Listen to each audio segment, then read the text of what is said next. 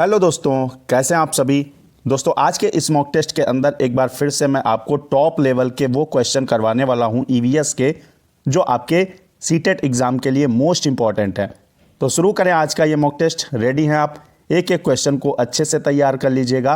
पहला क्वेश्चन आपके सामने है, देखिए यहाँ से। पहला क्वेश्चन कहता है झूम खेती के बारे में। अब इसके बारे में दोस्तों निम्नलिखित कथनों पर विचार कीजिए, कौन से कथन सही हैं और कौन से आपके गलत हैं। झूम खेती दोस्तों कहाँ से संबंधित है? आपकी मिजोरम राज्य से संबंधित है, ये आपको याद रखना है। यहाँ दोस्तों ए स्टेटमेंट कहता है कि एक फसल काटने के बाद जमीन को कुछ साल तक आराम करने देते हैं। ये आपकी क्या झूम खेती की विशेषता है? बिल्कुल सही बात है। झूम खेती में क्या होता है, जब कोई एक फसल काट लेता है उसके बाद उस जमीन को कुछ सालों तक, कुछ टाइम तक आराम करने देता है, यानी उस पर फसल नहीं बोई जाती है। दूसरा जो आपका है स्टेटमेंट कहता है जो बांस या जंगल उग जाता है इस दौरान जब जमीन छोड़ी जाती है, तो बांस या जंगल जो कुछ उगता है उसे उखाड़ते नहीं हैं या काटते नहीं हैं, बस गिरा कर जला देते हैं। ये भी आपका स्टेटमेंट बिल्कुल सही है, क्योंकि जल के दोस्तों क्या होता है, राख बनती है जो खाद का काम करती है। तो बी भी आपका सही है। सी स्टेटमेंट जो है वो क्या है, यदि खेती का कार्य पिछड़ जाता है तो लोग एक दूसरे की हेल्प करते हैं, मदद करते हैं। क्या स्टेटमेंट सही है? तो ये भी आपका स्टेटमेंट बिल्कुल सही है। अगर किसी की खेती का काम पीछे हो जाता है तो मिल के दोस्तों एक दूसरे की मदद करते हैं। ये आपका स्टेटमेंट पूरी तरीके से सही है। डी कहता है फसल पकने पर गांव में सबसे बड़ा त्यौहार मनाया जाता है। बिल्कुल सही बात है आपका। और त्यौहार में क्या होता है दोस्तों, एक विशेष तरीके का नृत्य होता है, डांस होता है, जिसे हम चेराओ बोलते हैं। और सीटेट के अंदर चेराओ बहुत ज़्यादा आपका ट्रेंड करता है। तो चेराओ नृत्य का संबंध भी आपका मिजोरम से हो जाएगा और झूम खेती का संबंध मिजोरम से है। तो ये चारों स्टेटमेंट आपके बिल्कुल सही हैं। तो यहाँ पे आपका ए ऑप्शन, बी और सी सारे कैंसिल होके ऑप्शन आपका फोर्थ सही हो जाएगा। तो इस तरीके का आपका क्वेश्चन जरूर आता है सीटेट के अंदर। अगला क्वेश्चन देखिए। अगला क्वेश्चन है निम्नलिखित में राजस्थान के विषय में असत्य कथन की पहचान कीजिए। सारे आपके क्वेश्चन इस मॉक टेस्ट के अंदर टॉप लेवल के हैं, जो आपके एनसीईआरटी की बुक से बनाए गए हैं। दोस्तों क्या है, आज भी कहीं कहीं 100 साल पुराने पानी के स्रोत हैं, यानी आपके वाटर के सोर्स हैं, जैसे आपका बावड़ी हो गया, तालाब हो गया, नौला, धारा आदि। तो ये क्या स्टेटमेंट बिल्कुल सही है। तो दोस्तों आपका ए स्टेटमेंट सत्य है। इसमें क्या है, 100 साल पुराने पानी के स्रोत आज भी हैं, कहीं कहीं पर देखने को मिलते हैं। बी कहता है 1986 यानी 1986 में जोधपुर और आसपास के इलाकों में जब सूखा पड़ा तब भूली बिसरी बावड़ियों को एक बार फिर से याद किया गया। अब ये बावड़ी आपका एक तालाब टाइप का होता है जो जल संरक्षण के काम में आता है। तो 1986 में जब सूखा पड़ा था तो बावड़ियों को एक बार फिर से याद किया गया। बिल्कुल सही बात है। सी जो है आपका स्टेटमेंट, राजस्थान के जैसलमेर के अलावा बहुत से इलाके ऐसे हैं जहां पर बारिश होती है। क्या ये स्टेटमेंट सही है? ये पूरी तरीके से आपका रॉन्ग स्टेटमेंट है। यहाँ दोस्तों जैसलमेर के अलावा भी बहुत सारे राजस्थान के अंदर ऐसे इलाके हैं जहां बारिश होती ही नहीं है। तो यहाँ पर आपका सी स्टेटमेंट रॉन्ग है। डी कहता है यहाँ की नदियों में भी साल में कई महीने पानी नहीं रहता है। क्या बिल्कुल सही बात है? तो ये बात आपकी, ये वाला स्टेटमेंट सही है। तो यहाँ पे आपका गलत कौन सा है, असत्य बोल रहा था, असत्य की पहचान कीजिए। तो सी स्टेटमेंट आपका सही हो जाएगा। बाकी के आपके सारे क्या है, क्योंकि असत्य पूछ रहा है तो बाकी के सही वाले गलत हो जाएंगे और गलत वाला ही आपका सही हो जाएगा। तो सी ऑप्शन इसका राइट आंसर होगा। बढ़ेंगे अगला, देखेंगे क्वेश्चन। अगला क्वेश्चन जो आपका सीटेट के अंदर कई बार पूछा गया क्वेश्चन है, निम्नलिखित में से ब्रॉन्ज यानी आपका कांसा जो होता है, इसके बारे में सही कथन चुनना है। आपको सही स्टेटमेंट बताना है। क्या कांसा टिन और जस्ता की मिश्र धातु है? यह बात सही है? यह बिल्कुल आपकी गलत बात है। यहाँ पे दोस्तों ब्रॉन्ज जो होता है टिन और जस्ता का मिश्रण नहीं होता है। ये एक यौगिक है, बिल्कुल नहीं। या कॉपर और टिन की मिश्र धातु है, बिल्कुल सही बात है। जो आपका ब्रॉन्ज होता है यानी कांसा होता है, वो कॉपर और टिन का मिश्रण होता है। इसमें कॉपर आपका 88% होता है और आपकी जो टिन होती है वो 12% होती है। इसे भी याद रखिएगा। तो सी ऑप्शन आपका सही हो जाएगा। डी भी यहाँ पे आपका कैंसिल हो जाएगा। अगला बढ़ेंगे, क्वेश्चन लेंगे और क्वेश्चन आपका स्टैंडर्ड लेवल का है। निम्नलिखित का उचित मिलान कीजिए। मैचिंग करना है आपको। इधर आपके दिवस दिए गए हैं और इधर आपकी डेट दी गई है कब इन्हें मनाया जाता है। तो पृथ्वी दिवस दोस्तों कब मनाया जाता है? संयुक्त राष्ट्र दिवस, पर्यावरण दिवस, अंतर्राष्ट्रीय शिक्षा दिवस। अब देखिए यहाँ से पर्यावरण दिवस सबको पता है आपका 5 जून को मनाया जाता है। तो सी का सेकंड देख लेंगे सारे ऑप्शन में, इसमें सी का फोर्थ है, ऑप्शन आपका कैंसिल कर देंगे। ऐसे ही आपको एग्जाम के अंदर भी करना है। अगर आपसे 1-2 यहाँ पे ऐसा हो सकता है कि ना आते हो तो इस तरीके से आप कर सकते हैं। सी का दूसरा इसमें है, इसमें है, इसमें है, तो अब अगला पता करना जरूरी है। यहाँ पे पृथ्वी दिवस की अगर बात करें तो 22 अप्रैल होता है। यहाँ आपका क्या हो जाएगा, ये आपका फोर्थ देखते हैं, ए का किसमें है, ए का फोर्थ, ए का फोर्थ आपका इसमें नहीं है, इसमें नहीं है, यहाँ पर है, तो फोर्थ ऑप्शन आपका बिल्कुल करेक्ट हो जाएगा। अब यूएनओ जो होता है डे सेलिब्रेट कब करते हैं? यूनाइटेड नेशन आपका ऑर्गेनाइजेशन जो डे होता है वो आपका होता है 24 अक्टूबर, 24 अक्टूबर। यहाँ से एक बचा अंतर्राष्ट्रीय शिक्षा दिवस की बात करें तो 24 जनवरी हो जाएगा, यहाँ डी का पहला जाएगा। तो इस तरीके से आप मैच कर सकते हैं, फोर्थ ऑप्शन आपका बिल्कुल करेक्ट हो जाएगा। अगला बढ़ेंगे और अगला क्वेश्चन लेंगे, बहुत ज़्यादा पूछा जाने वाला सीटेट के अंदर। ये आपका आएगा, स्टेटमेंट चेंज हो सकते हैं, कोई दिक्कत नहीं, लेकिन सारे टाइप से मैं आपको मॉक टेस्ट के अंदर करवा रहा हूँ। स्टेटमेंट हर एक टाइप का बनाकर आपको करवा रहा हूँ। अब यहाँ निपेंथिस के बारे में आपको पता होना चाहिए। ये आपका इंसेक्टिवर्स प्लांट है जो कि आपका ऑस्ट्रेलिया, इंडोनेशिया और आपका भारत के अंदर मेघालय में पाया जाता है। इसे आपको याद रखना है। तो निपेंथिस के बारे में स्टेटमेंट दिए गए हैं, इन्हें सही स्टेटमेंट चूज करना है। क्या कहता है? ए स्टेटमेंट, यह पौधा कीड़े मकोड़ों, मेढकों और चूहों को फंसाकर उनका शिकार कर सकता है। तो बिल्कुल सही बात है। आपका निपेंथिस जो है ये मेढकों, चूहों और जो इंसेक्ट होते हैं छोटे छोटे, उनको फंसाकर शिकार करता है। यह पौधा हमारे देश में नहीं पाया जाता है, यह स्टेटमेंट रॉन्ग हो जाएगा। मैंने अभी बताया भारत के अंदर दोस्तों मेघालय में पाया जाता है, तो ये स्टेटमेंट रॉन्ग है। अगला है, यह पौधा कीड़े मकोड़े खींचने के लिए मोहक आवाज़, यहाँ पे मोहक लिख लीजिए, मोहक आवाज़ निकालता है। तो आवाज़ दोस्तों नहीं निकालता है। ये पौधा जो होता है इसके मुंह से इस तरीके का आपका कुछ पौधा है, ये घटपर्णी पौधा भी इसको बोलते हैं। और यहाँ से दोस्तों क्या है, ये इसके अंदर से एक खुशबू निकलती है, स्मेल निकलती है। उसी स्मेल को देखकर सारे इंसेक्ट स्मेल से अट्रैक्ट हो जाते हैं और जैसे ही इसके मुंह पर बैठते हैं वैसे ही इसके ऊपर पत्ती का ढक्कन लगा होता है वो बंद हो जाता है और कीड़े उसमें फंस जाते हैं।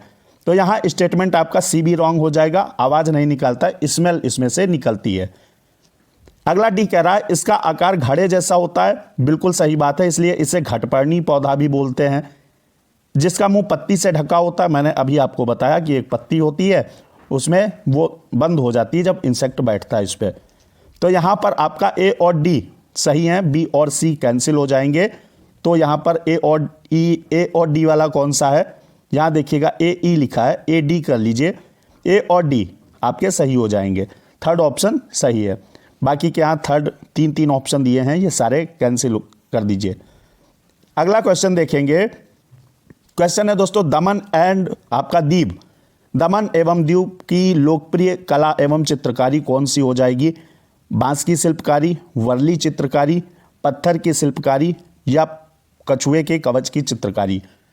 तो दमन और दीव के लिए जो सही होगा वो दोस्तों आपका डी ऑप्शन सही हो जाएगा। कछुए के कवच की चित्रकारी यहाँ पर की जाती है।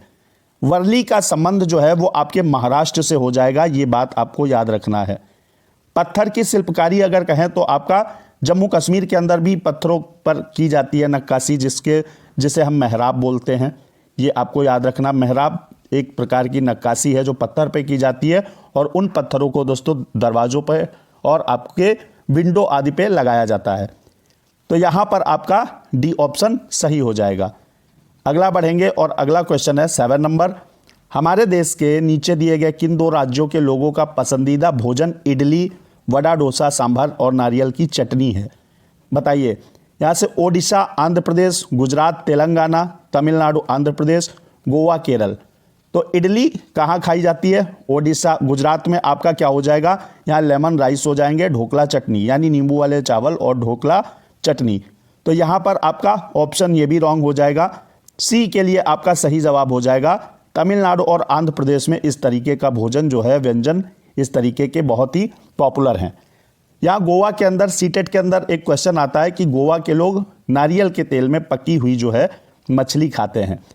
अगर जम्मू कश्मीर के बारे में आ जाए तो यहाँ पर आपका सरसों के तेल में पकी हुई मछली यहाँ के लोग खाते हैं।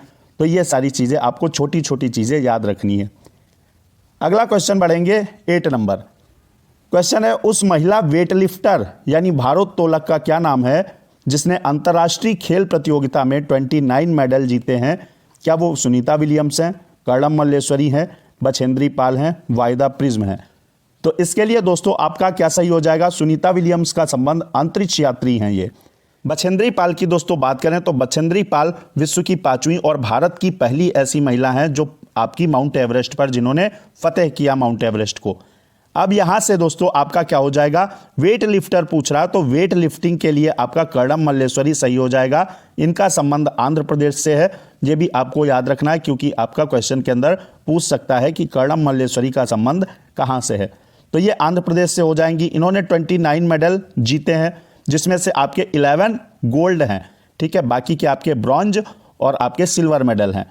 तो यहां आपका बी ऑप्शन सही है। बढ़ेंगे अगले क्वेश्चन की तरफ। दोस्तों अगर चैनल पर आप नए विजिट किए हैं तो चैनल को सब्सक्राइब करके बेल आइकन प्रेस कर दीजिएगा और वीडियो को लाइक शेयर करना मत भूलिएगा। रोज आपको पर डे आपको एक मॉक टेस्ट में देता हूं, बाकी के आपके टॉपिक प्रोवाइड करवाता हूं। तो यहां से दोस्तों क्वेश्चन है 9 नंबर। एक सांस्कृतिक उत्सव में श्रुति ने महाराष्ट्र की एक पारंपरिक साड़ी पोशाक पहनी थी जिसका नाम है, बताइए भाई महाराष्ट्र में कौन सी पारंपरिक साड़ी या पोशाक पहनी जाती है? बनारसी, ये तो आपका उत्तर प्रदेश से रिलेटेड है। नौवारी की बात करें तो ये आपका ऑप्शन बी बिल्कुल सही हो जाएगा। नौवारी जो है वो महाराष्ट्र से संबंधित हो जाएगी। कलमकारी की बात करें तो ये आंध्र प्रदेश से संबंधित है। जामदानी आपका वेस्ट बंगाल से संबंधित है। अगर दोस्तों चिकनकारी की बात करें तो हमारा क्या है, प्यारा सा लखनऊ है, ये चिकनकारी के लिए फेमस है। तो यहां पर आपका बी ऑप्शन सही हो गया। अगला बढ़ेंगे। अगला क्वेश्चन आपका बेस्ट क्वेश्चन है, सूर्यमणि जंगल की साहसी बेटी।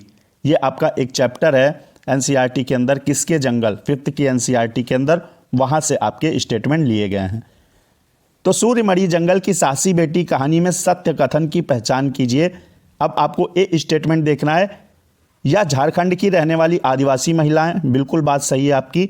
ये जो सूर्यमणि हैं ये आदिवासी महिलाएं हैं, झारखंड की रहने वाली, और ये वहाँ की उस एक गांव है, वहाँ की पहली ऐसी महिला हैं जो बीए पास हैं। ये भी आपका लिखा हुआ है एनसीईआरटी के अंदर, ये आपकी रियल की स्टोरी है। बी कहता है कि उनके गांव के लोग कुडुक भाषा बोलते हैं, बात सही है बिल्कुल। झारखंड के लोग कुडुक भाषा बोलते हैं। और सीटेट के अंदर एक बहुत ज़्यादा ट्रेंड करने वाला क्वेश्चन है कि कुडुक भाषा में एक शब्द होता है तोरांग। इस तोरांग का अर्थ क्या होता है? तो याद रखिएगा, इस तोरांग का अर्थ होता है जंगल। कुडुक भाषा में तोरांग का अर्थ है जंगल। तो यहाँ के लोग कुडुक भाषा बोलते हैं। सी स्टेटमेंट आपका कहता है ये झारखंड जंगल बचाओ आंदोलन से भी जुड़ी हुई थी। तो ये भी आपका स्टेटमेंट एकदम करेक्ट है। तो यहाँ पर भी आपके सारे करेक्ट हैं। तो यहाँ डी ऑप्शन बिल्कुल सही हो जाएगा, उपयुक्त सभी। अगला बढ़ेंगे और अगला क्वेश्चन लेंगे। क्वेश्चन है दोस्तों, यदि आप रेलगाड़ी द्वारा अहमदाबाद गुजरात जाएं तो स्टेशन पर खाने की कौन सी सामग्री आपको अधिकांशतः मिलेगी? यानी स्टेशन पर अहमदाबाद अगर स्टेशन पर आप गए हैं तो कौन सी आपको खाने की सामग्री, खाद्य व्यंजन जो है वो आपको मिलेगा? ढोकला चटनी, नींबू वाले चावल। मैंने अभी आपसे कहा कि गुजरात के अंदर ढोकला चटनी और आपके लेमन राइस खाए जाते हैं, बहुत ज़्यादा फेमस हैं। छोले भटूरे आपका इसका संबंध पंजाब से हो जाएगा। इडली चटनी मैंने अभी आपको बताया कि साउथ इंडिया के अंदर जब आप जाएंगे, तमिलनाडु जाएं या आपका आंध्र प्रदेश जाएं तो वहाँ आपको इडली चटनी मिलेगी। तो यहाँ पर आपका पूरी साग होगा नहीं, यहाँ पर आपका ए ऑप्शन सही हो जाएगा। बताइएगा कमेंट बॉक्स में आलू के पराठे कहाँ खाए जाते हैं। अगला दोस्तों क्वेश्चन है, अगला क्वेश्चन है भारत में लीची का प्रमुख उत्पादक राज्य कौन सा हो जाएगा? लीची का लार्जेस्ट प्रोड्यूसर जो है वो स्टेट कौन सा है भारत के अंदर? गोवा, बिहार, महाराष्ट्र या केरल? तो यहाँ पर दोस्तों आपका लीची उत्पादन के लिए गोवा आपका नारियल के लिए है, और यहाँ पर महाराष्ट्र की अगर बात करें, महाराष्ट्र प्याज के लिए आपका है।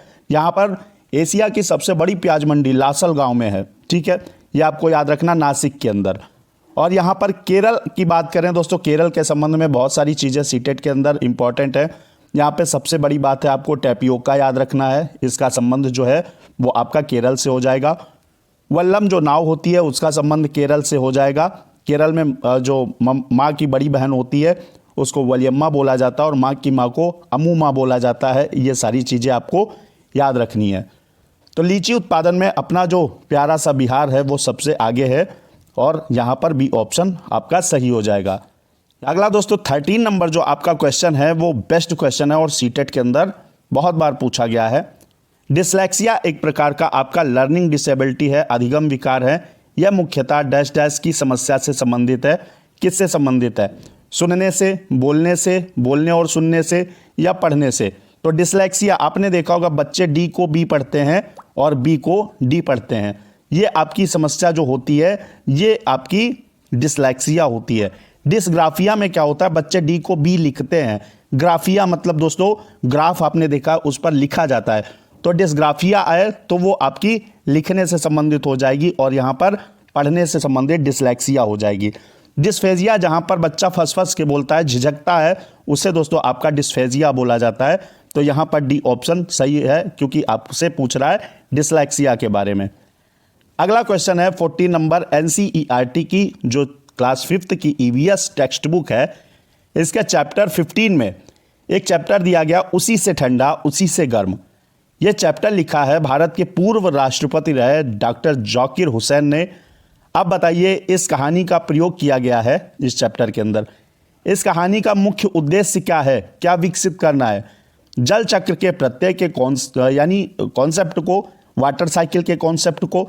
क्या दोस्तों यहाँ पर प्राथमिक स्तर पर आपका बच्चा है और यहाँ पर उसके अंदर कॉन्सेप्ट विकसित करने वाली बात, इसका कोई उद्देश्य नहीं है। इस कहानी का कोई उद्देश्य ऐसा नहीं है। कंडेंसेशन के प्रोसेस को यानी संघनन के तो बिल्कुल नहीं है। प्राथमिक स्तर पर सांस लेने और छोड़ने की प्रक्रिया को बिल्कुल सही बात है। इसमें बलिस्तीय और एक बच्चे की कहानी है जिसमें वो क्या करता है, उसके हाथ लकड़ी शायद काटते काटते हाथ ठंडे हो जाते हैं तो मुंह से फूंक मार लेता है तो फिर से उसके हाथ थोड़ी देर के लिए गर्म हो जाते हैं। तो इस तरीके से कहानी लिखी गई है। तो इसे ही बोलते उसी से ठंडा उसी से गर्म। तो सी ऑप्शन आपका सही है। गहन समझ विकसित करने वाली बात आपकी निगेटिव हो जाएगी। सीटेट के अंदर गहन समझ विकसित करना प्राइमरी लेवल तक ये आपकी वैसी थोड़ी बात हो जाएगी। तो यहाँ पर सी ऑप्शन सही है। अगला बढ़ते हैं और अगला क्वेश्चन देखेंगे क्या है। क्वेश्चन है दोस्तों 15 नंबर। पौधे के भागों तथा उनके कार्यों यानी भूमिकाओं को नीचे बताया गया है। सबसे उपयुक्त कौन सा कथन हो जाएगा? सबसे अच्छा स्टेटमेंट कौन है? जड़ें पौधों को पत्तियों से जोड़ती हैं। क्या बात सही है? जड़ें जो होती हैं पौधों को पत्तियों से जोड़ती हैं, बिल्कुल गलत बात है। फल जो होता है वो पॉलिनेशन में यानी आपका परागण। कुछ दोस्तों का कहना है कि इंग्लिश भी दीजिए, तो मैं आपके जो टफ वर्ड हैं उनकी इंग्लिश लिख देता हूं या मैं आपको बता भी देता हूं इंग्लिश में ही। तो आपका क्या है? फल परागण, परागण मतलब पॉलिनेशन, इसमें सहायता करते हैं। तो ये भी आपका स्टेटमेंट रॉन्ग हो जाएगा। फूल पौधे के प्रजनन अंग होते हैं, ये बात बिल्कुल सही है। आपकी सी ऑप्शन थम्स अप कर देंगे। डी कह रहा है पत्तियां पौधे के ऊपरी भाग को सहारा देती हैं, ऐसा आपका नहीं है। तो सी ऑप्शन 15 नंबर क्वेश्चन में सही हो जाएगा। तो आज का मॉक टेस्ट कंप्लीट होता है। 15 आपके क्वेश्चन मैंने करा दिए हैं और रोज आपका 15 क्वेश्चन करवाता हूं। शायद आपका ये 54 नंबर का मॉक टेस्ट भी है। इससे पहले 53 मॉक टेस्ट आपको दे चुका हूं ईवीएस के खाली। तो सारे कर लीजिएगा, बहुत हेल्प करेंगे। मिलते हैं नेक्स्ट वीडियो में बेस्ट क्वेश्चन के साथ। जय हिंद, वंदे मातरम।